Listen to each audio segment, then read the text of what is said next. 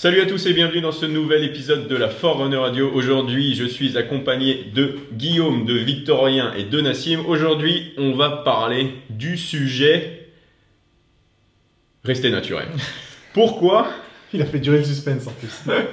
Pourquoi nous quatre, je pense que je peux le dire pour nous quatre, nous avons choisi de rester naturel. Étant passionné de bodybuilding, on sait très bien, donc de culture physique, du plus, du toujours plus, du mieux, on sait très bien que le côté obscur est très proche et toujours présent, mais quelles ont été nos motivations pour rester naturel tout en nous entraînant quasiment quotidiennement.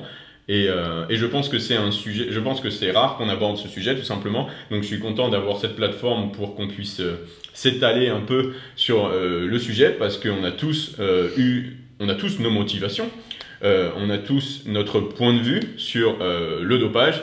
Et aujourd'hui, ce qui est génial, et on en parlait juste avant de record de ce podcast, c'est que aucun d'entre nous ne connaît l'histoire.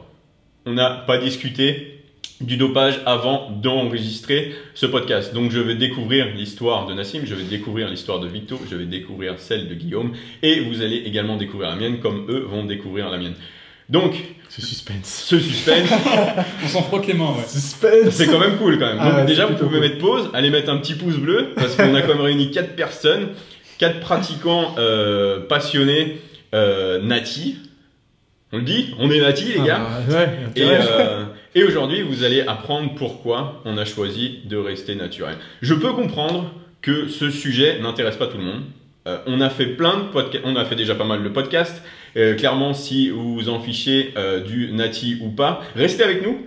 Parce qu'il va quand même y avoir des histoires dans ce podcast. On va quand même partager notre expérience. Donc je suis sûr que même si le sujet principal du t'es naturel ou pas et pourquoi t'as pas resté naturel va au final vous intéresser, vous allez forcément en tirer vos conclusions et on va peut-être rejoindre votre point de vue et etc. Donc on va commencer dès maintenant. On va commencer par allez Victorien.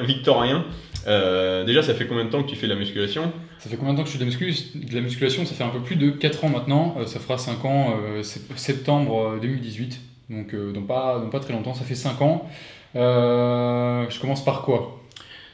Déjà, ça fait 5 ans que tu fais de la musculation. Donc, tu es régulier, tu as toujours été assidu. Tu fais de la musculation, mais dans la musculation, qu'est-ce que tu recherches? La performance ou le physique? Je recherche principalement le physique, enfin même majoritairement à 99% le physique. Les performances ça m'intéresse pas du tout. Après bon, il y a toujours un compromis à avoir, mais c'est vraiment pas ce qui m'intéresse dans la musculation. J'ai commencé la musculation très vite dès que mon physique a changé. Je regardais un petit peu les vidéos sur YouTube, etc. Justement de bodybuilders professionnels, etc. Et ça m'a toujours plu. Enfin certains grands physiques m'ont toujours plu. J'ai jamais trouvé ça dégueulasse parce qu'il y a certaines personnes qui font de la musculation et qui trouvent ce hors norme pas beau, mais il y a certains bodybuilders comme par exemple Ben Pakulski qui est vraiment la référence, celui que j'aime énormément écouter, qui m'a appris pas mal de choses à travers ses articles, etc. et qui m'a poussé à comment je vais pouvoir dire ça? Enfin, c'est pas vraiment lui qui m'a poussé, mais disons que ce milieu-là m'a donné envie de faire de la compétition. Et faire de la compétition, j'ai fait Men's Physique en 2016, donc j'ai fait le championnat de France IFBB. C'était catégorie junior et j'ai été coaché d'ailleurs par Nassim à l'époque. Et c'était plôt bien passé, mais j'ai tout de suite vu que j'avais pas le niveau, enfin dire ce qui était déjà en 2016, il y avait un gros souci. Et c'est à partir de ce moment-là que je me suis dit, putain, comment ça se fait que ces mecs sont énormes, etc. Je connaissais pas du tout le milieu du dopage, et c'est vrai que ça me trottait en tête.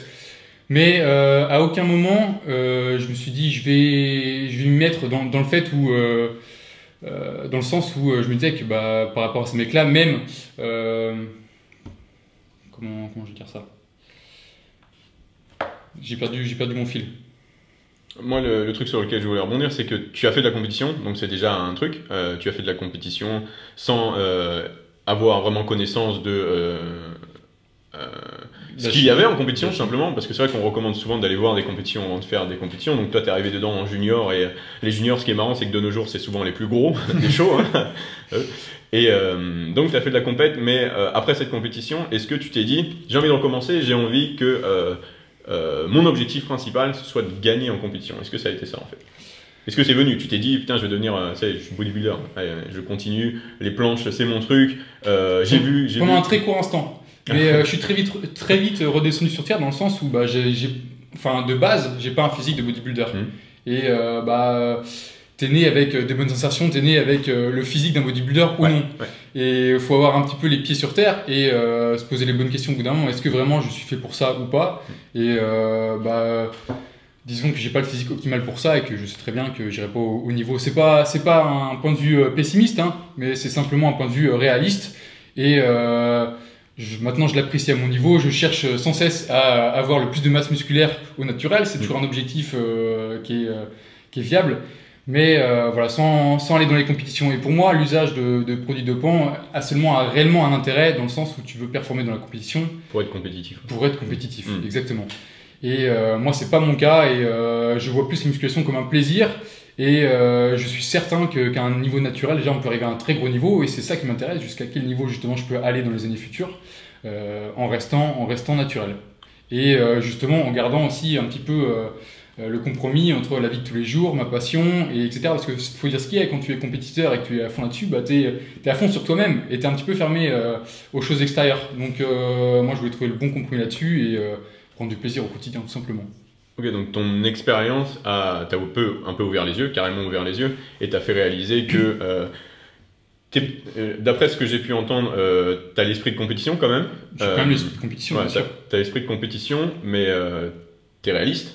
Et donc en plus d'avoir réalisé que Mère Nature avait fait en sorte que tu n'aies pas toutes les chances de ton côté génétiquement pour briller sur la scène, tu as vu qu'il y avait également tout un autre côté à l'entraînement pour monter sur scène. Et d'après ce que je vois, même si tu es compétitif, tu t'es dit, t'es redescendu un petit peu et tu t'es dit, j'adore le bodybuilding, j'adore toujours autant le bodybuilding, mais j'adore surtout m'entraîner au-dessus de peut-être me préparer et me comparer à d'autres athlètes.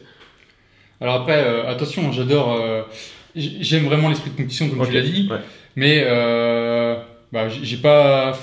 Disons qu'on va expliquer les choses autrement. Peut-être que si j'étais né en Amérique, entouré de bodybuilders, etc., peut-être que je serais parti du côté obscur, mais là on est dans un tout autre environnement, on est en France. Des produits dopants, ça coûte cher, il faut voir aussi le coût financier.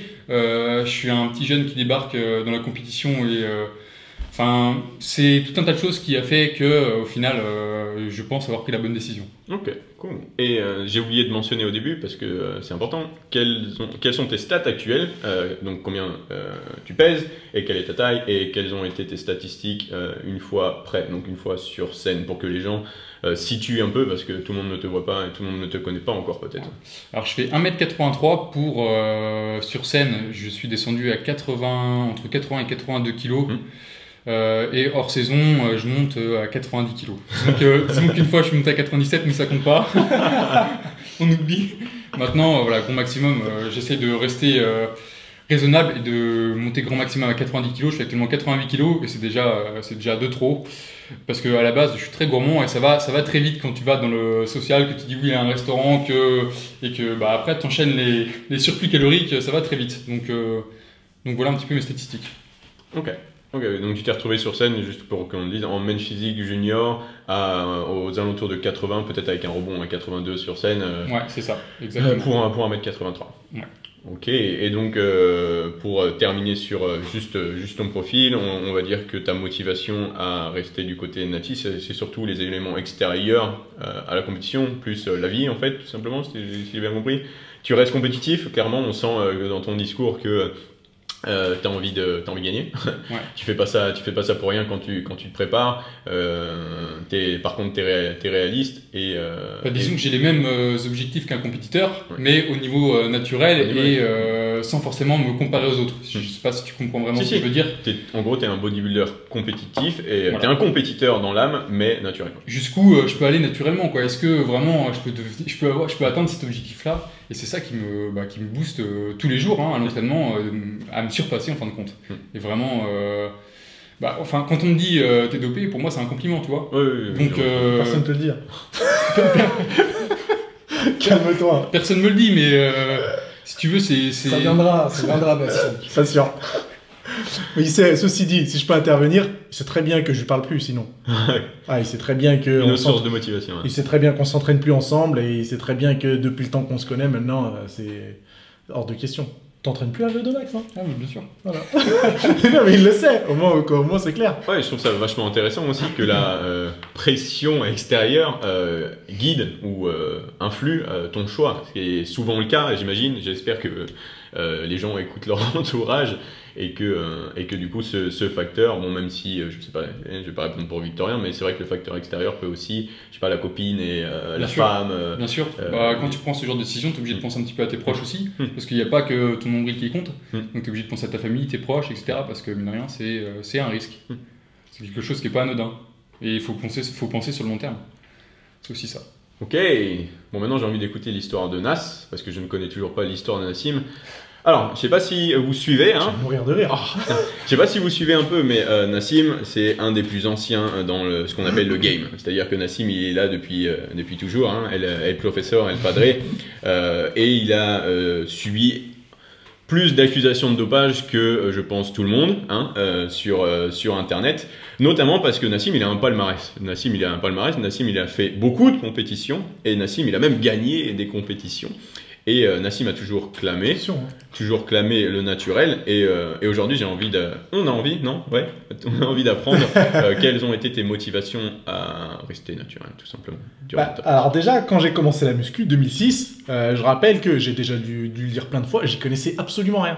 Et j'ai commencé avec mon frère, il y connaissait absolument rien. On savait même pas ce que c'était des compléments alimentaires. La première fois où il est allé acheter un pot de whey à GoSport, je lui ai fait la gueule pendant 10 jours. Parce que j'étais persuadé que ça, déjà, c'était du dopage. Donc, c'est pour vous dire à quel point j'y connaissais rien. Et vraiment, là, les gens vont se moquer de moi parce que maintenant, c'est une époque totalement différente. Mais on ouvrait les magazines, on voyait Jay Cutler. On était persuadé que c'était grâce à leurs 20 ans, 25 ans d'entraînement en musculation.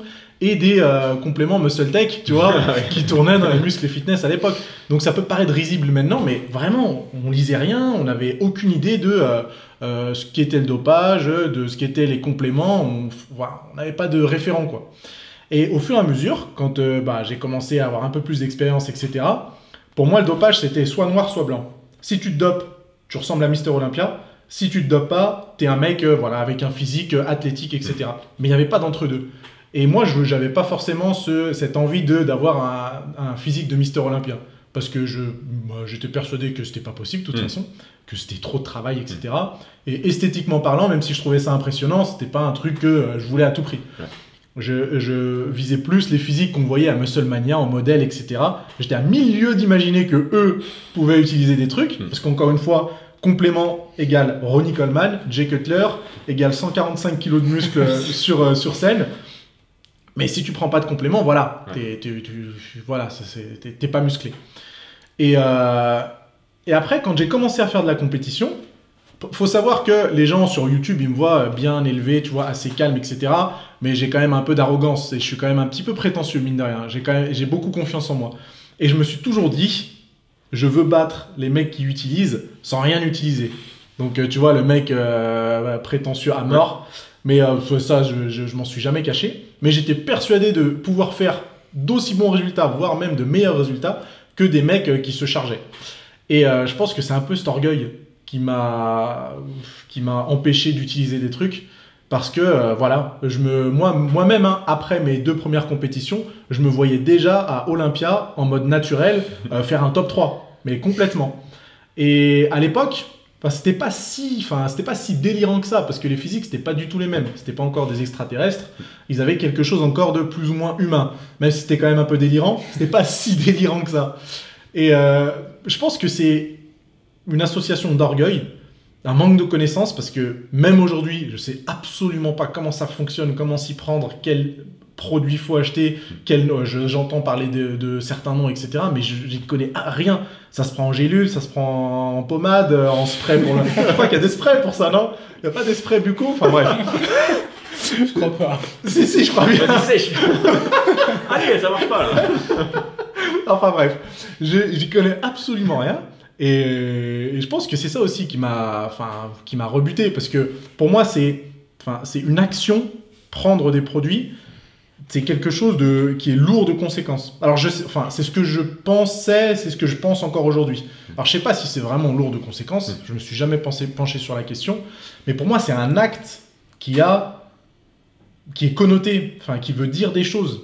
Donc, c'est ça qui me repousse un peu. Rien que le fait de mettre une seringue dans le corps, pour moi, c'est hors de question. Je sais pas si j'associe ça à quelque chose de mal, je sais pas si c'est mal, ça, c'est d'autres questions. Mais rien que le fait de passer le pas, de physiquement passer à la prise de ce genre de produit-là, pour moi, c'est pas anodin et ça me rebute clairement. Et j'aurais l'impression de passer, clairement, du côté obscur. C'est pour ça que j'utilise ce terme. C'est parce que pour moi, si tu passes dans un autre monde. Et moi, je suis bien dans le monde que je suis. Même si tout le monde aimerait être plus musclé, je rêverais d'avoir le physique de Schwarzenegger en 1975. Mais je suis pas prêt à faire les concessions et à prendre ce qu'il faut prendre pour atteindre ce genre de physique-là. Je me dis que qu'est-ce que ça va m'apporter, à part des muscles? Est-ce que je serais plus heureux? Probablement pas. Est-ce que je gagnerais plus d'argent? Peut-être, mais bon, à quel prix? Est-ce que je vivrais mieux au quotidien? Est-ce que l'image que je vois dans le miroir, elle va me plaire? Donc c'est toutes des questions, c'est des questions qui m'intéressent vachement et je suis persuadé que ça résoudrait rien en fin de compte. Donc c'est pour ça que je le fais pas. C'est pour ça que je le fais pas. Et puis dernière chose, c'est que maintenant, je suis tellement, je parle de la prise de produits maintenant. Là on en a parlé avant, mais maintenant je suis tellement associé au naturel. Et je l'ai tellement clamé de partout que de toute façon, j'ai plus le choix. Et c'est tant mieux, parce que de toute façon, ça fait une raison en plus pour me dissuader de ce genre de truc. J'avais pas besoin d'une raison en plus, mais ça en fait quand même une raison en plus. Donc là, de toute façon, je vais finir ma vie naturelle, c'est sûr et certain. Je l'ai toujours été et je le serai toujours. Parce que maintenant, je suis trop vieux. Et voilà, je me vois mal passer d'un coup dans un autre registre. Sûr et certain. Donc oui, j'y connaissais rien, une catastrophe. J'ai insulté mon frère parce qu'il a acheté un pot de prot à Go Sport. C'est dingue, hein? Et vraiment, je me rappelle aussi d'un ami qui était revenu de vacances des États-Unis. C'était en 2007. Et il avait pris un peu de muscle. Et il nous disait, mais genre comme si c'était un délit, hein. Les gars, j'ai testé de la créatine. J'ai ramené un pot si jamais vous voulez. Et moi, j'étais comme ça. J'ai essayé de la créatine, c'est mort. La décision de ma vie. Ah ouais, j'ai des poils qui poussent dans le dos. Ma voix, elle va changer. Mais j'étais dans un autre monde. Donc, je pense que c'est le manque de connaissances, tu vois, et qui m'a beaucoup dissuadé. Et puis après, voilà, quoi. J'ai jamais osé sauter le pas. Et de toute façon, je le sauterai jamais, c'est sûr et certain. Oui, surtout maintenant que, comme tu l'as dit, tu as créé ton image empire autour du développement. Et j'en suis plutôt fier. Hein. Développement naturel. Et ça a carrément son sens. Moi, j'y viendrai après, mais j'ai d'abord envie qu'on passe à Guillaume. Et toi, ça fait 11 ans que tu t'entraînes, je vais finalement le choper, ça fait 11 ans. Ouais. 11 ans, donc 11 ans et assidûment, donc tu n'as jamais fait de vrais breaks qui ont duré des années. Plus gros break, c'est 1 mois et demi. 1 mois et demi ou 2 mois. Donc tu as toujours cherché à progresser, hein. Bon ça j'ai même pas besoin de te poser la question, tu as toujours cherché à progresser, mais c'est vrai que le pratiquant, notamment avancé, ou celui qui a d'expérience en tout cas, voit son physique stagner assez vite, genre très très très vite, hein. Là on parle plus en termes de 3 années plus que 10 années, hein. Et c'est vrai qu'après on recherche la progression surtout dans la composition corporelle à un poids donné, donc votre progression, ça va être mieux, plus beau. Bon, ça c'est subjectif, mais en tout cas avoir une composition corporelle plus vers la lean body mass, vers le muscle, plus que vers du gras. C'est-à-dire que si vous estimez, si vous faites une balance, je ne sais quoi, à 12% à 80 kg, si 5 ans après, à 80 kg, vous êtes à 11,2, vous avez déjà progressé physiquement. Donc ça devient minime, mais il ne faut pas s'attendre à un truc extraordinaire à la fin. Et c'est vrai que, bon, maintenant de nos jours, j'ai l'impression que c'est devenu la mode, enfin plus trop maintenant, mais dès les premières années, ça jump sur le truc, hein, parce que c'est devenu, je ne vais pas dire le mot libre accès, mais j'ai l'impression que t'achètes comme ce qui a pu être acheté avant. Il y a eu une période où les gens fumaient beaucoup, il n'y avait pas de la cigarette, et c'est devenu très simple de s'en procurer. Maintenant, j'ai l'impression que ça s'est un peu étouffé, tout ça, mais c'est un peu la même chose pour l'accès aux produits anabolisants ou produits en tout genre, et que c'est beaucoup plus simple de s'en procurer et on sait très bien à quel point les jeunes sont influençables et forcément, moi je pense que c'est surtout, et vous me direz la même chose pour nous quatre à mon avis, c'est une question d'entourage. Bien sûr. Ton entourage avec lequel tu t'es développé, tu as grandi dans la discipline va vachement guider tes choix, hein. Tout simplement, c'est partout pareil dans la vie généralement. Et je pense que du coup, vu que Nas, t'étais avec ton frère et puis tu avais déjà tes idées, toi en plus c'était il y a longtemps, hein, donc à l'époque il y avait beaucoup moins de moyens de communication, de nos jours il y en a beaucoup plus, mais c'est vrai que Victor Ayen qui, il n'a pas commencé avec Nas, mais il a beaucoup travaillé avec Nas, et du coup être avec Nassim qui prône l'entraînement et le développement sans produits anabolisants, ça va forcément influencer, jouer un rôle. influencer ses choix. Mais en plus de ça, excuse-moi de te couper, qu'on parle d'environnement, moi, il faut savoir que depuis que j'ai commencé en 2006, je me suis toujours entraîné dans la même salle, du début à la fin, et je m'entraîne toujours dans cette salle-là. Et Victorien s'entraîne aussi dans cette salle. C'est pas une grosse salle, il n'y a pas 3000 adhérents, au contraire, c'est une salle où tout le monde se connaît, tout le monde se serre la main quand il arrive pour commencer son entraînement. C'est très rare dans les salles. Ce qui est plutôt rare. Mais le truc, c'est que même si j'avais voulu prendre cette décision et sauter le pas, je sais pas à qui m'adresser. Absolument pas, parce que dans ma salle, c'est une petite salle familiale. Le patron, il était clairement contre. Et il virait à coups de pied toutes les personnes qui prononçaient ne serait-ce que le mot anabolisant. Ce qui a peut-être joué également sur tes choix. Mais complètement, parce que je connaissais personne, et encore maintenant je connais personne, et je sais même pas à qui m'adresser. Je sais pas si tu commandes sur internet, tu vas au bureau tabac, t'achètes ça sur Amazon, tu fais comment? Vraiment, sérieusement, et là je suis sérieux. Encore une fois, ils vont se moquer de moi sur internet, ils vont dire ah mais Nas, c'est pas possible, tu peux pas. Je n'en ai aucune idée. C'est-à-dire que je sais absolument pas à qui s'adresser. Et ça a clairement joué. Ouais. Mais même toi, tu sais pas à qui t'adresser. Ah bah bien sûr. Voilà. C'est exactement pareil. Tu peux me demander à moi. Tu auras des MMS en échange, mais tu n'auras pas de produits illicites. Donc ouais, c'est clair que l'environnement joue à mort. Je suppose que dans une salle où tu as plusieurs personnes qui utilisent, je pense que ça facilite l'accès entre guillemets, ou en tout cas tu peux leur demander des renseignements. Moi j'ai très vite été le plus costaud dans ma salle, donc je vais faire quoi? Je vais demander à qui? À personne. Donc c'est clair que ça... Oui, je suis plus costaud.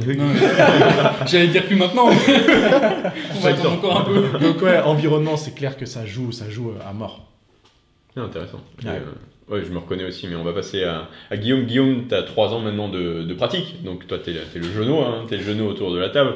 Mais une fois de plus, ça ne veut rien dire, on vient de le voir. Et également, beaucoup de personnes ont honte de parler de leur année de pratique parce qu'elles n'ont pas été assidues. Et donc, du coup, le physique qu'elles peuvent potentiellement afficher après des années de pratique, il ne reflète éventuellement pas effectivement leur temps passé sous la barre. Parce que si tu n'es pas assidu, tu as beau pratiquer depuis 15 ans, si tu fais une séance tous les mois, tu auras plus ou moins le physique d'une personne qui fait pas de travail avec résistance. Guillaume, si je dis pas de bêtises, lui par contre c'est dedans depuis 3 ans. Et genre, c'est devenu toujours assidu. C'est vite devenu ta passion, tu as vite eu la soif de progresser. Pour ça qu'il est balèze. Oui, ça joue. Parce que si vous savez pas, Guillaume il est parti de haut en poids et il est descendu pendant 2 ans, c'est-à-dire qu'il a fait toutes ses premières années en déficit calorique. Les 2 premières années en déficit, exactement. Et je te laisse en parler parce que c'est intéressant et j'imagine également du coup que ça va nous amener sur le sujet et éventuellement on pourra reparler de l'environnement et du coup répondre à la question. Donc à savoir que voilà, ça fait 3 ans et quelques mois que j'ai commencé la musculation. Donc j'ai commencé la musculation à une période à laquelle on avait beaucoup plus d'informations disponibles, que ce soit sur les produits dopants et que ce soit sur l'entraînement, etc. Donc j'ai pas eu un peu cette inconscience, j'ai pas eu un peu cette innocence que Nassim a pu avoir à ses débuts concernant les compléments alimentaires, les produits dopants, etc. J'étais très vite conscient de tout ça. En plus de ça, je m'entraîne depuis mes débuts dans un fitness park.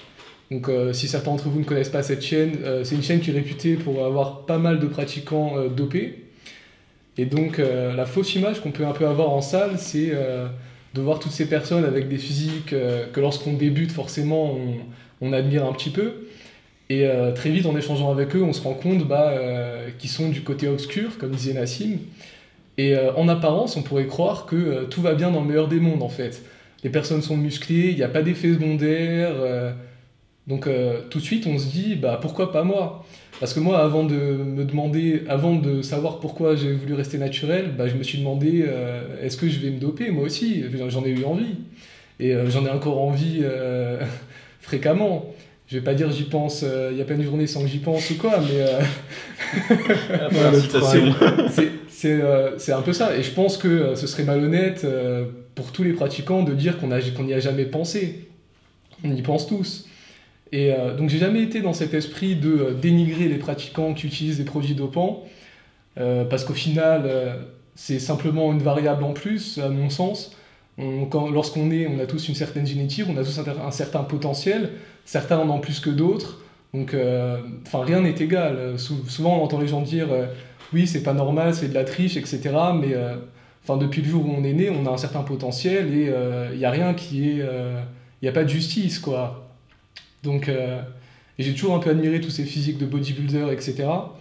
Et pour être honnête, ce qui m'a vraiment empêché de me doper, c'est le manque d'informations et les risques pour la santé que ça présente. Ça va pas être forcément l'entourage, parce que j'en ai pas vraiment eu, pour être honnête. Mais c'est surtout qu'actuellement, on n'a pas d'études scientifiques valables sur les produits dopants, la quantité à utiliser, le temps pendant lequel l'utiliser, comment faire précisément. On n'a pas un guide de comment utiliser les produits dopants, et on a une quantité de risques à côté qui est énormissime. Et actuellement, je suis pas prêt à prendre ces risques pour ma santé, en fait, tout simplement. Mais si demain, par exemple, une nouvelle drogue magique sort qui présente aucun risque, aucun effet secondaire, et qui me permet de gagner du muscle, ce qu'on pourrait apparenter à un complément, si ça existe, évidemment, je vais l'utiliser. Mais actuellement, c'est pas le cas, et donc, il n'y a aucun intérêt à utiliser ce genre de produit, pour l'instant, en tout cas. Mais je suis absolument pas dans le dénigrement des personnes qui en utilisent. Chacun fait ce qu'il veut, et au contraire, il y a même, je trouve, pas un certain mérite, mais une certaine audace à utiliser des produits, parce que ces personnes-là prennent des risques, pas tout le temps en conscience, en ayant pleinement... Exactement, mais voilà, c'était un peu mon point de vue sur la chose. Intéressant. C'est marrant de voir à quel point ça change en fonction d'une décennie différente presque. J'y pensais quand tu parlais des produits anabolisants ou même des compléments alimentaires, et je pense qu'on a tous commencé, peut-être pas toi Guillaume et Victorien parce qu'il y avait un peu trop d'infos, mais avec la protéine c'est du dopage. On est tous passés, donc vous inquiétez pas. Même les parents, la famille. Même mes parents, effectivement. Et moi aussi, j'ai tremblé, j'avais les mains moites quand j'ai été acheter mon premier pot de maltodextrine avant de comprendre ce que c'était du sucre pour l'entraînement. Bon, ouais. Donc ouais, on a tous tremblé avec ça. Mais c'est vrai que du coup... Elle est magnifique celle-là. Du coup, c'est vrai que NAS en 2006, il n'y avait pas trop d'infos. Hein. Et si tu achètes Muscle and Fitness, c'était ta seule source d'infos dans les kiosques. Putain, je viens de dire le mot kiosque. Ce que tu voyais dedans, donc déjà à la base tu n'avais pas de connaissances, et ce que tu apprenais dedans, c'était pas forcément non plus ce qu'il fallait apprendre, hein, c'était pas forcément la vérité, c'est un business avant tout. Et donc vous êtes arrivé à une ère j'ai envie de dire d'acceptation de l'utilisation d'aides extérieures pour aller plus loin dans la passion, dans ses objectifs. Ouais, de ses objectifs, de changer d'objectif, j'ai envie de dire, d'aller plus loin, quoi. Pendant que, du coup, j'ai arrivé sur moi, et pareil, j'ai été accusé de pas mal de dopage, notamment autour de mes saisons de compétition. Bizarre. Mais ce qu'il faut savoir, et vous en avez une bride dans le podcast avec Jérémy, si jamais vous l'avez écouté, c'est que j'ai commencé la musculation sur les forums. C'est-à-dire que quand j'ai commencé la musculation, j'ai été directement échangé avec des gens sur internet. J'ai pas voulu rester seul, j'ai voulu parler, hein, et ce que vous avez comme petit carnet d'entraînement, moi c'était une page internet tout simplement. Donc j'ai échangé avec d'autres passionnés sur un forum, et je peux le citer, c'est le forum Superphysique, c'est le forum de Rudy Koya. Donc je vous dis à nouveau, vous pouvez retourner sur ce forum pour voir tous mes entraînements depuis 2011, si je dis pas de bêtises, jusqu'à probablement 2013. Et vous pouvez tout voir, vous pouvez voir les vidéos, vous pouvez vous moquer aussi, hein, j'avais pas de barbe et tout, génial. Mais du coup, j'ai grandi sur Superphysique. J'étais un pro Superphysique, et j'ai énormément appris sur Superphysique, ça c'est sûr et certain. Mais du coup, j'ai grandi dans cette bulle qui est l'anti-dopage, voire l'anti-dopé, comme je disais. C'est-à-dire que j'avais développé un mépris pour les utilisateurs, alors que ça n'a pas de sens, mais j'avais développé un mépris pour les utilisateurs de produits dopants. Et là, ce qui est marrant, c'est que du coup, j'ai écouté Nassim, et je me suis retrouvé dans son discours, j'avais trop envie de parler d'ailleurs, mais je me suis retrouvé dans son discours en mode, je me crée une sorte de fierté, d'ego à je vais faire mieux. Je vais te dépasser, je vais passer au-dessus de toi. Moi, j'ai pas besoin de ce que tu prends. Mon hard work dedication va faire en sorte que j'aurai un physique mieux, une fois de plus, subjectif, que l'utilisateur de produits dopants. Et ça, je vais pas dire, ça a duré. C'était pas jusqu'à 2013. J'ai toujours eu cette mentalité du je reste naturel, ça me vient même pas à l'esprit de jumper du côté obscur parce que je voulais faire mieux. Je voulais juste si je peux dire, dépasser, faire mieux, prouver. C'était un peu, c'est pas mon objectif principal, je voulais surtout m'amuser, être fort, etc. Mais derrière tout ça, en m'entraînant dans les salles, je voulais mieux faire, je voulais être le mec fort, tu vois. Ouais. Clairement pas le mec gros, parce que je suis pas si gros que ça, et il y avait des gens très très forts dans les salles où j'étais, très très gros pardon, mais je voulais être le plus fort. Chose que j'ai quasiment réussi à faire avec acharnement, j'ai réussi à faire des barres assez extraordinaires pour ma structure et mon poids, et du coup j'étais satisfait, j'étais clairement satisfait. Et pour la petite anecdote, j'ai commencé la musculation au Japon. Au Japon, personne fait de la musculation, encore moins qu'en France, et c'est bien plus jugé, encore plus qu'en France pour le coup. Donc c'est-à-dire que là-bas, si tu fais attention à ton physique, plus que de passer du temps à socialiser avec tes collègues, tu te fais juger, clairement, tu te fais juger, et t'es un paria si tu fais de la musculation. Donc bon, j'ai commencé là-dedans, donc déjà, j'étais mis à part, mais tout ça pour dire que niveau entourage, moi, déjà j'avais que super physique, 100% de mecs en France pour échanger. Et les physiques que je voyais au Japon, bon, il y a des produits, il y a des utilisateurs au Japon, mais non, pas tant que ça. Donc j'en ai quasiment pas vu, et pourtant je m'entraînais dans quelques Gold Gym. C'était l'époque où j'étais vachement sur bodybuilding.com, et il y avait déjà énormément de figures Olympia et autres noms de compétition sur bodybuilding.com qui te partageaient des articles. Mais j'ai rapidement pas fait le raccord, justement à l'inverse. Je me suis dit, c'est pas parce que cette personne utilise des produits dopés, bon là on avait passé l'époque de la protéine, c'est des produits dopants, mais c'est pas parce que ces personnes se dopent que leur conseil n'est pas viable. Parce que j'avais du temps pour moi, on va pas se mentir, et la musculation à l'époque c'était une grosse place dans ma vie. Du coup je me suis énormément renseigné, etc. J'ai forgé j'ai forgé caractère, non, ma Bible, tu vois, j'ai emmagasiné les connaissances, mais à partir de ce moment-là, j'ai un peu détendu, notamment au moment où je suis rentré en France, mon rapport vis-à-vis des dopés. Je parle pas du dopage, parce que les dopages, on sait j'ai toujours su qu'il y en avait dans toutes les disciplines à haut niveau, et que généralement, pour justement être à haut niveau, généralement, ça implique de s'aider extérieurement. Il n'y a pas que la génétique et le travail qui va vous faire atteindre ce fameux palier de haut niveau. Et dans tous les sports, pas que dans le bodybuilding. Et du coup, je suis rentré en France et je me suis entraîné dans des salles, dans une salle l'Orange Bleu. Et clairement là-bas, l'Orange Bleu, c'est une salle fitness low cost, mais c'est fitness. Il y avait, là pour le coup, j'étais le plus gros, no souci. J'étais le plus gros et j'étais toujours dans ma période pour devenir fort. J'avais plus du tout je suis parti de Superphysique à ce moment-là. J'ai arrêté de poster parce que je suis rentré en formation, donc j'avais moins de temps. Et j'avais plus cette idée, le dopage. Et je voyais après des gens autour de moi qui utilisaient des produits dopants et qui en parlaient ouvertement. Bon, bien sûr, il y a un juste milieu parce que n'oubliez pas que tout ça, ça reste illégal. En tout cas, l'achat et la revente. Donc, si tu en prends, je ne sais pas ce qui t'arrive, mais si on te fait une prise de sang, je veux dire, je ne sais pas ce qui t'arrive, mais si on te prend à en vendre et à en acheter, probablement que tu as une amende, probablement que ce sera marqué dans ton casier et là, tu es fiché à vie. Donc, forcément que les personnes qui l'utilisent vont pas le dire haut et fort parce que c'est la loi. Et par contre, j'ai pu échanger avec des gens qui utilisaient, et c'est cette fameuse période dont tout le monde parle en 2015, quand j'étais dans un fitness park, parce que c'était les grandes salles à l'époque. Et oui, dans les fitness parks, comme l'a dit Guillaume, il y a beaucoup d'utilisateurs de produits anabolisants, mais il y a énormément aussi de personnes naturelles. Ce qui est rare, ce sont les compétiteurs, tout simplement. Ce qui est rare, ce sont les personnes qui passent ce cap du loisir à objectif principal. Parce que clairement, effectivement, quand tu te lances dans la compétition ou quand tu fais une perte de poids avancée pour un photoshoot ou une interview ou je ne sais quoi, tu dois effectivement mettre des priorités. Priorités qui ne veut absolument pas dire prendre des produits dopants. Parce qu'une fois de plus, effectivement, si tu veux être compétitif, il va falloir utiliser les mêmes armes que les gens qui gagnent les concours. Mais mon objectif, ça n'a jamais été, je pense, de gagner une compétition parce que j'étais bien trop réaliste comme victorien.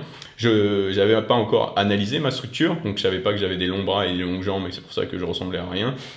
Mais j'étais au courant que pour le haut niveau, et ce dans tous les sports, fallait passer par une aide extérieure. Et est-ce que à cette période, j'y ai pensé? Mais alors absolument pas. Pourtant, j'étais à Musclemania en 2015 en men's physique avec plus ou moins les mêmes stats que Victorien, c'est-à-dire 1m84 à l'époque, je pense, j'étais pas encore tassé. Et je faisais 80 kg, je pense, pareil avec le rebond sur scène. Et sur scène, j'étais super bien placé, mais c'était pas moi qu'on voyait. Hein. Et déjà, on était beaucoup. Et effectivement, il y avait des physiques. Bon, waouh, ça parle clairement. Et moi, j'étais en mode Musclemania, c'est une compétition française. En France, les shows, bon voilà, ouais, c'est tranquille. Hein. Je partais pas pour gagner, mais je partais pas pour finir. Comment j'ai fait déjà 14e, je crois, un coup. Et donc, du coup, je me rends compte qu'il y a pas mal d'utilisateurs dans certaines fédérations et que ça fait partie du jeu. Et que si tu veux faire du bodybuilding naturel, va chercher des fédérations qui poussent à fond, qui mettent énormément d'argent, voire tout leur argent. Et là, le problème, c'est pour ça que personne ne le fait dans les analyses et les tests dans tous les sens. Mais et je pense que de là vient le raccourci, faire de la compétition et prendre des produits dopants, parce qu'on se rend compte que déjà, j'imagine les mecs ils ont créé des processus pour éviter d'être détecté le jour J et tout, et apparemment tu peux toujours tricher, comme partout, il y a toujours des mecs qui réfléchissent et qui arrivent à tricher, tu vois. Donc le raccourci a été fait là, j'imagine, mais on peut clairement être déjà grandement satisfait, personnellement, de son physique sans produits anabolisants. Par contre, être compétitif dans des compétitions non testées, non ardemment testé, ça n'arrivera pas. C'est pas possible, ça n'existe pas tout simplement. Donc être compétitif et partir en compétition, ça va être, vous allez vite retomber sur terre. Alors du coup, il y a ce fail là, il y a cette période. Je fais une compétition, je pars pas pour gagner, mais je me rends compte que clairement, je gagnerai pas si je passe pas du côté obscur. J'ai envie de réessayer, j'ai envie d'essayer autre chose parce que c'était un coup d'essai. Alors est-ce que moi personnellement, ça m'a encouragé à doper?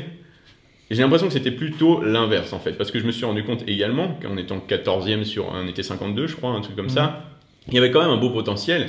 Et c'était l'époque de la team 3D-MJ sur internet. C'est des coachs sur internet qui sont également bodybuilders naturels et qui exposent leur parcours. Et j'ai suivi des mecs comme Alberto Nunez, comme Jeff Albert sur leur préparation, et je la suivais de A à Z. Du coup, j'avais cette magie, ces gens à part, et je pense que ça vient de là également, c'est que j'avais envie d'être différent, je pense. J'avais pas envie d'être comme tout le monde, de doper, de me retrouver sur un show. Et je voyais plus la réussite d'une préparation, ma réussite dans le naturel que ma potentielle réussite ou juste essayer de gagner en utilisant des produits dopants. Donc je n'ai jamais été compétitif, c'est là le truc en fait, c'est que je m'en fiche totalement de gagner un show de bodybuilding. En plus d'être réaliste, je m'en fous complètement, mon Dieu. J'adore m'entraîner c'est mon truc. Je m'entraîne depuis toujours et je m'entraînerai toujours. Par contre, gagner une compétition de bodybuilding, gagner une compétition basée sur du subjectif, pour moi, c'est pas possible, c'est pas dans ma tête. Donc, je n'ai pas été compétitif et je pense que je le serai jamais. C'est pour ça que je gagnerai jamais d'ailleurs, mais bon, bref. Et du coup, j'ai refait une compétition en 2016, un peu à l'arrache, si vous avez suivi. Et là, par contre, c'était IFBB. Comme victorien. Et par contre, on était en 2016, donc c'est plus 2013 éventuellement en Nassim. Et en plus, j'étais en bodybuilding, la master class, donc pas master, mais ça veut dire qu'il y a body classique, qui est un peu plus gentil. Je parle pas du truc avec le short, hein, mais après, il y a bodybuilding, c'est-à-dire que les mecs qui étaient avec moi, pour vous donner une ordre d'idée, alors que j'étais pas sec, je faisais 80 kg et je mesure 1m84. Je pense que j'étais pas encore tassé à l'époque, je sais pas. Eux mesuraient 1m73 et étaient à 85 kg. Donc déjà la différence de taille est dingue. Au-dessus de ça également, ils avaient 40 ans les mecs. Hein. Ils avaient tous 40 ans, les bodybuilders, les vrais, ils sont plus tout jeunes généralement, bien que les juniors sont de plus en plus gros. Mais dans cette catégorie, bon c'était touriste Lucas, c'était bien sympa, allez on rentre, on va manger, tu vois. Et après cette période, je me suis retrouvé, j'étais pas compétitif, donc j'étais pas déçu, j'étais content de manger surtout en fait, hein, tout simplement. J'étais content que ce soit terminé. Et j'étais toujours j'étais plus dans cette optique, et je ne suis plus dans cette optique, je vais écraser les dopés, parce que c'est pas possible les gars. Non, bah là, c'est clair que Parce que oubliez, avec en le fait. ratio qu'ils avaient. Ah non. Le hard work et la génétique, en plus j'ai pas une génétique favorable, mais bref, le hard work ne suffira pas à être compétitif sur scène. Et j'ai commencé à m'ennuyer, de la compétition. Je me suis dit à quoi ça sert en fait. Ça m'a fait limite j'en suis ressorti en mode ça m'a fait du contenu pour ma chaîne. C'est une motivation, mais c'est pas suffisant pour mettre votre vie, parce qu'une préparation, ça prend du temps, hein, de côté pour monter sur scène, hein, clairement. Donc c'est comme quelqu'un qui dit de la merde, on dit il dessine bien, par exemple. Bah là, c'est un peu la même chose, tu vois. Là, c'était bon, bah moi j'ai fait du contenu, tu vois. Et après ça, j'ai eu des doutes, et je me souviens en avoir parlé avec un collègue qui était utilisateur, lui, et qui s'en cachait pas, et il en parlait avec moi. Et je sais que la motivation, lui, ce que je voyais, c'est qu'il n'était pas compétiteur. Il avait juste envie de faire un peu plus et genre de pas être limité. Et je sais que ça avait commencé à me séduire. Et rappelez-vous, on est en 2016, hein, on n'est pas en 2015. Hein, pour ceux qui pensent que j'ai chargé en 2015, on est en 2016. Et ça avait commencé à me séduire, mais pas pour le côté compétitif, parce que de toute façon, je pensais même plus faire de compétition. Plus pour le côté genre c'est marrant en fait. Ouais. Et quelque chose à tester. C'était quelque chose à tester, mais c'était une réflexion. Bon, déjà c'était très passager. Hein. Pour rebondir, je me suis fait remonter les oreilles par un pote à moi, un bon pote à moi, Maxime, si tu m'entends d'ailleurs, qui m'a dit mais t'es complètement con ou quoi? En plus, t'as basé toute ton image sur le bodybuilding naturel et tu veux détruire toute cette image et toute cette communauté que t'as fait grandir sur Internet juste parce que tu te fais chier à l'entraînement. T'es vraiment con, t'es vraiment con, t'es vraiment con. Et là, je me suis dit, putain, je suis vraiment con, j'avoue.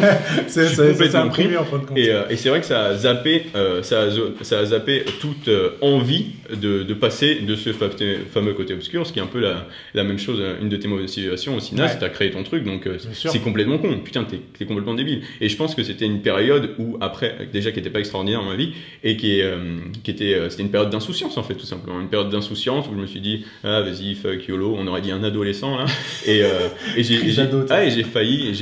j'ai failli, non, clairement pas, hein. J'y ai pensé comme tout le monde y pense à un moment, mais je me suis dit, c'est venu à mon esprit, je veux écraser le dopé, a disparu, et a fait place à je me fais chier à l'entraînement. Tiens, si je fais ça, je vais avoir 50 de bras, ouais, super. Donc, ouais, de mon point de vue, c'est complètement attends, on va essayer de faire ça correctement, c'était complètement inadapté, surtout à la situation actuelle, et en plus je voulais même pas faire de la compétition, donc j'avais tout contre ça, donc merci Maxime une fois de plus, et effectivement j'étais très con à l'époque. Et après ça, une fois de plus, 2016, il y a eu des gens qui ont préparé des compétitions pour la fin d'année, pas en France, hein, en Amérique ou au Canada ou autre, et du coup j'ai suivi leur parcours. Et en 2017, ça a été toujours la même chose, et du coup cette fin 2016 où les gens ont participé à des championnats du monde naturels, bon tout le monde n'est pas naturel là-dedans, mais bon bref, ça m'a juste inspiré à essayer d'être vraiment compétitif, au moins sur la condition, c'est-à-dire le taux de sèche, hein, en fin de compétition, et de dédier mon année 2017 à devenir le plus compétitif possible. Donc clairement ça m'a pris une année, hein, si vous avez suivi, ça a fait 10 mois, et ça prend du temps, et au début d'une préparation c'est très gentil, à la fin c'est pas marrant, mais on le sait au final, parce que j'ai suivi des choses sur internet, j'ai suivi des athlètes, des pratiquants en tout cas, préparer leur show naturel, et ça m'a motivé toute l'année à sécher le plus possible. Et aujourd'hui, je suis super content parce que je n'ai pas réussi à atteindre le niveau élite d'un Alberto Nunes par exemple, mais je l'ai réalisé, et je sais que du coup, en ayant fait ça, pour rien au monde, le deuxième aspect, cet aspect côté obscur là, ne pourra battre ce sentiment de réussite que j'ai eu via mes propres moyens. Alors, est-ce que du coup je suis contre l'utilisation ou les utilisateurs de produits anabolisants? Absolument pas. Par contre, j'ai fait le choix de performer un maximum du côté naturel. Donc c'est pas deux disciplines différentes, parce qu'on se retrouve sur la même scène en même temps.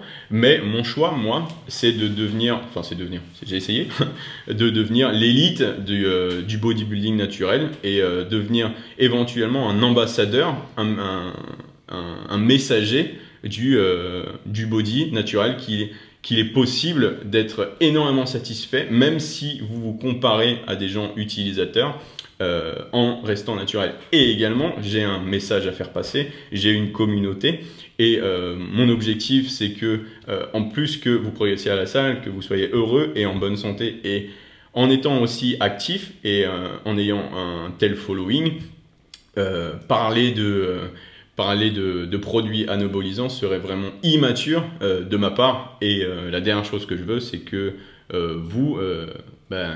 vous mettiez votre vie en danger pour une pulsion éphémère. Enfin, c'est la même chose, une pulsion tout simplement. Donc voilà, c'était un peu mon histoire. Donc si je dois résumer, c'est grandi sur les forums, j'étais, on dit nutri-nazi, bah là j'étais dopé nazi, clairement. Après ça, j'ai voulu toujours continuer à être plus fort, pas plus gros, mais plus fort que les gens qui utilisent des produits anabolisants. Après, j'ai mûri parce qu'on finit par grandir au final. Et après, par ennui, et je pense que certains vont se retrouver là-dedans, par ennui de l'entraînement, cette fameuse routine, j'ai pensé, comme tout le monde y pense à un moment, à utiliser des produits, mais mon entourage, et le bon entourage, m'a vite mis une petite claque, là, une grosse claque même, et j'ai été inspiré par les bonnes personnes pour au final réaliser quelque chose qui me ressemble beaucoup plus. Et voilà, ma victoire elle est là au final, et je suis content maintenant, et je pense que j'ai réussi en tout cas à m'être fait un nom plus ou moins, et à presque devenir ce fameux ambassadeur du compétiteur naturel. Je dis pas que je suis le plus gros bodybuilder naturel qui existe, mais juste que j'ai fait une compétition naturelle, et je pense que j'ai pu montrer du coup que vous êtes quand même capable de réaliser quelque chose qui paraît impossible à la base, en tout cas en photo, hein, parce qu'en vrai c'est pas la même chose, mais bref, en photo, et j'en suis super satisfait. Donc pour résumer, une fois de plus, j'ai décidé de rester naturel parce que c'est la meilleure chose à faire. C'est la meilleure chose à faire parce que la vie, c'est autre chose que la compétition. Vous êtes vous êtes libre de faire vos propres choix, mais en ayant quelqu'un dans ma vie, en ayant des projets futurs, j'ai décidé de ne pas mettre tout ça de côté pour ma propre personne, tout simplement. Et une fois de plus, je respecte tous les utilisateurs, et c'est un choix perso. Donc, comme je respecte votre choix, je vous invite à respecter le mien et respecter le choix de tout le monde. Mais je pense que de toute façon, c'est cohérent de faire ce genre de message, et parce que les personnes à qui on s'adresse, là on va être sur YouTube, on va être sur Spotify aussi, pour l'énorme majorité, voire même la totalité, c'est pas des compétiteurs, ou ce sera peut-être des compétiteurs comme nous, on a été compétiteurs, c'est-à-dire pour tester, pour voir un peu ce que ça donne, mais personne n'a envie d'en faire son métier. Enfin, en tout cas, je pense que l'audience à qui on s'adresse, personne n'a envie d'en faire un métier. Et pour ça, je pense que la meilleure chose à faire, c'est de rester naturel. C'est de rester naturel. Parce que vous pouvez développer un excellent physique. La preuve, on est traité de dopé nous-mêmes, alors que voilà, on l'est pas. Donc, si nous on y est arrivé, vous aussi vous y arriverez, aucun problème, même probablement plus rapidement que nous, et en ayant une meilleure qualité de vie que nous. Donc, tout est bon à prendre. Vous serez en meilleure santé, aussi bien physiquement que mentalement. Vous aurez un physique qui sera déjà plus musclé que n'importe quelle personne que vous rencontrez dans la rue. Donc il n'y a pas de quoi vouloir développer encore 40 kg de muscles ou vouloir faire des raccourcis qui au final seront plus mauvais que bons pour vous, quoi. Ça, de mon point de vue, c'est du court terme, mais c'est pas du long terme. Personne n'en vit, même les pros, je pense qu'au final, ça a sa limite. Et c'est vrai que le conseil long terme, ce qui nous intéresse, hein, parce qu'on n'a pas que 3 ans dans notre vie, serait effectivement de continuer à progresser, et surtout vos potentiels, il est grand, hein, ça ralentit, mais ça avance toujours au final. C'est juste qu'au début on avance vite et après on avance plus doucement, mais si vous aimez vous entraîner, et si vous aimez le culturisme tout simplement, vous ne serez pas bloqué par cette fameuse pseudo-stagnation, en tout cas ce manque de visu au niveau de la progression. Parce que ce qui est important, c'est aimer s'entraîner. Si jamais... après, il y a des pathologies, il y a la bigorexie et tout le bordel, mais ça, c'est autre chose. C'est autre chose. Et là, vous pouvez consulter éventuellement. Mais à la base, si vous aimez s'entraîner, ça ne doit plus vous chatouiller comme éventuellement ça a pu nous chatouiller parce que manque d'informations ou quoi que ce soit. Mais ce qui est intéressant dans ce podcast, c'est qu'il y a eu plusieurs choses. Il y a eu le manque d'infos en premier, manque d'informations, donc l'inconnu, ça fait peur, et heureusement. Hein. Il y a eu l'entourage, l'entourage, donc que vous ayez grandi dans une salle association et où par exemple le gérant était contre et donc du coup les adhérents sont plus ou moins contre parce qu'il les met dehors. Nous il y avait les forums par exemple. Et Guillaume, il est tout jeune, mais il s'est fait sa propre idée tout seul au final, parce que d'après ce que j'ai compris, tu n'étais pas trop actif sur les forums, tu étais un peu solo dans ton truc au final. Je me renseignais un peu partout, mais j'ai jamais été sur un forum précis. Donc du coup, ouais, tu t'es fait vite fait ton idée, quoi. Mais je trouve que de nos jours, et c'est bien, et j'imagine que, j'espère, je pense, oui, ce podcast est bénéfique. Parce que ce qui fait que de nos jours les gens hésitent de moins en moins, c'est qu'il y a de plus en plus d'informations et justement les gens, et comme disait Guillaume par contre, ce qui empêche, beaucoup de monde de jumper, de sauter du côté obscur, c'est également ce manque d'infos vis-à-vis des analyses sur le long terme, parce qu'une fois de plus c'est votre vie, hein, donc si on ne sait pas, c'est trop récent tout ça. Les risques surtout que ça présente pour la santé, ça peut être très grave d'un seul coup, c'est pas du tout anodin. Surtout en fonction j'imagine, des doses que tu prends, etc. Exactement. Parce que comme tu dis, personne ne sait en général. Hein. C'est tel coach qui va te dire de prendre ça, ou tel machin qui va te... Et personne peut te dire comment toi tu vas réagir, comment toi ton corps il va réagir. Ouais. Donc c'est vraiment jouer à la roulette russe avec sa vie, et c'est pour ça que la plupart des gens ne sautent pas le pas, tout simplement. Ouais. Chose qui est très bien, notre message, il est restez naturel. Faites comme nous, restez naturel. Et si jamais vous avez besoin un exemple, si jamais ce qui vous ennuie, c'est d'être non musclé si vous restez naturel, regardez un peu ce qu'a réalisé Nassim. Et comme il le disait, par exemple, Nassim se fait... comment il dit ça Tu vas trouver. On soupçonne Nassim d'avoir et d'utiliser encore des produits anabolisants, alors que je pense que maintenant vous connaissez un peu mieux son histoire. Donc ce qui est réalisable, ce que vous jugez comme irréalisable, il l'a réalisé. Donc s'il l'a réalisé, si je l'ai réalisé, si Victorien et Guillaume l'a fait, vous pouvez clairement le faire. Donc il s'agit juste d'avoir des références, des standards un peu différents. Vous pouvez clairement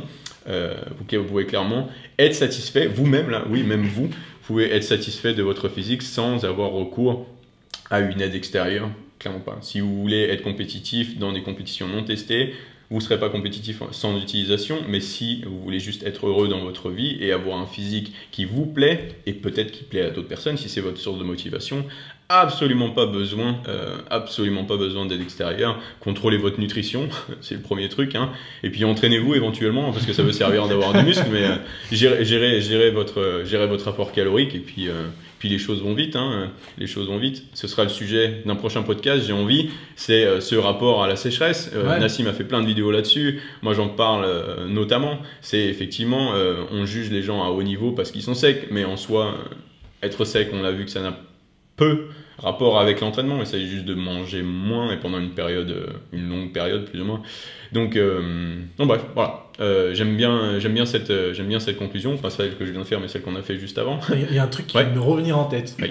Tu sais, le moment où j'ai déplané, où j'ai mis un pied dans la réalité de la musculation et du bodybuilding, c'est ma première expo en avril 2013 au FIBO. Oui. Et avant ça, pour moi, je connaissais rien en muscu parce que j'étais dans ma salle à Lyon et j'étais nulle part ailleurs.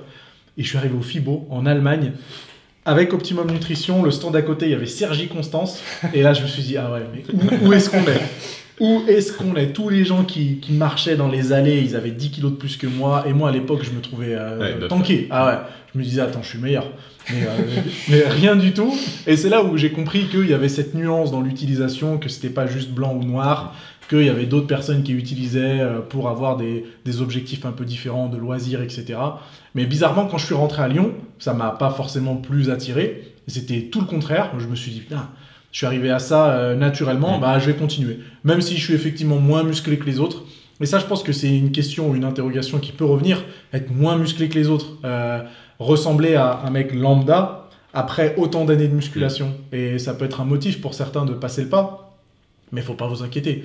Faut pas vous inquiéter parce que ça, c'est juste le regard des autres. Et en fin de compte, quand on est bien dans sa peau, on n'a pas besoin d'être le plus musclé, de ressembler à Sergi Constance. Oui, c'est sûr. On se pose beaucoup de questions à ses débuts, mais après, déjà, la vie, comme je disais, on n'arrête pas de mentionner, elle nous rattrape vite fait. On se rend vite compte que avoir 39 ou 38 de tours de bras, bah, ça va, enfin, ça te rend heureux sur un court terme, mais sur un,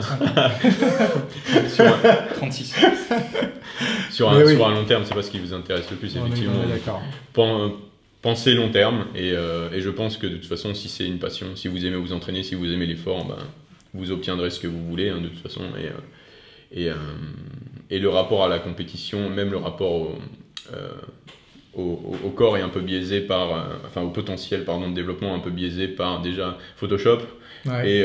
mais les réseaux surtout, parce qu'effectivement tout le monde peut poster, tout le monde peut mettre ce qu'il veut, tout le monde choisit l'angle, tout le monde a la post-prod de toute façon, et effectivement il y a beaucoup de facteurs, notamment c'est le sujet du podcast, l'utilisation des produits anabolisants qui font que c'est impossible de se comparer aux voisins. En plus de ça, il y a la génétique, donc il y a plein mal de choses. Le conseil, ce serait du coup de se focaliser sur vous-même, sur votre progression, de éventuellement comparer votre progression à votre pote ou quiconque pour voir si vous évoluez au même rythme que lui, mais se comparer à une image sur Instagram, sachant qu'elle a été retouchée, sachant que peut-être que c'est son métier c'est de te vendre cette photo, au Ouais. final. Sachant qu'on en a pris 10 avant de choisir la bonne aussi. Exactement. Voilà. Donc, Je c'était voulais plutôt cool. Ouais. Juste rajouter un petit mot pour la fin, c'est arrêter de penser qu'en 2-3 ans on atteint son potentiel maximum génétique, parce que ça revient beaucoup. Et lorsqu'on commence, même si on commence avec le meilleur bagage théorique possible, en pratique on fera toujours des erreurs. Donc il y a toujours des choses à optimiser, l'entraînement, la diète, le sommeil, la récupération, etc. Donc arrêtez de croire qu'en 2 ans on atteint son potentiel maximum. Mais ça, je pense que de toute façon, ceux qui pensent ça, c'est qu'ils s'entraînent depuis moins de Ouais, 2 ans exactement. ou 3 ans et qui vont bien Pense- vite s'apercevoir Exactement, tout à fait. que la route est encore longue. Moi, si je m'entraîne, c'est que je suis persuadé de pouvoir progresser. Alors, je sais que ça sera minimal, hein, mais ça sera toujours de la progression. Lucas, je pense que c'est pareil Pareil. pour toi aussi. Et on n'atteint jamais vraiment. On s'en Bien rapproche, sûr.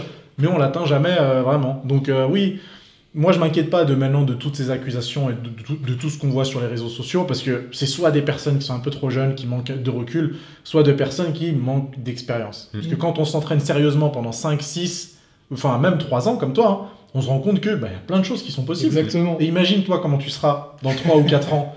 Et Victorien, comment il sera dans 3 ou 4 ans avec avec l'expérience que vous avez, la détermination et la passion que vous avez, vous vous dites, mais pourquoi est-ce que je passerai du côté sûr alors que j'ai encore plein de choses à expérimenter et encore plein de progrès à faire, quoi. C'est ce qui rend la musculation Passionnante. aussi passionnante, quoi. C'est parce qu'il y a toujours des choses à changer, des choses qu'on peut expérimenter et au final jamais se lasser, quoi.